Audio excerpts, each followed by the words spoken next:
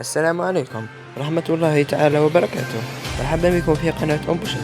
قرر مدرب منتخب الجزائر فلاديمير بيتكوفيتش توجيه دعوة مفاجئة للاعب لم يكن من المنتظر حصوله على فرصة مع محاربي الصحراء، ليؤكد أن الأبواب مفتوحة للجميع.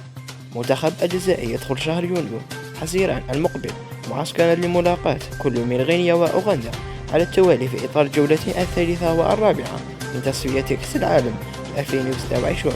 كشف مصدر العين الرياضية أن بيتكوفيتش قرر منح الثقة لزكريا دراوي نجم الوداد البيضاوي المغربي الذي يعتبر من أبرز نجوم فريقه في ظل تقديمه مستويات ثابتة رغم النتائج المخيبة للفريق خلال الموسم الجاري. وينشط دراوي في مركز وسط الميدان الدفاعي، وسبق له الإسهام في فوز المنتخب الجزائري المحلي بكأس العرب 2021. ومن المتوقع أن يكون دراوي صاحب 30 عاما، المفاجأة المدوية في قائمة فلاديمير بيتكوفيتش.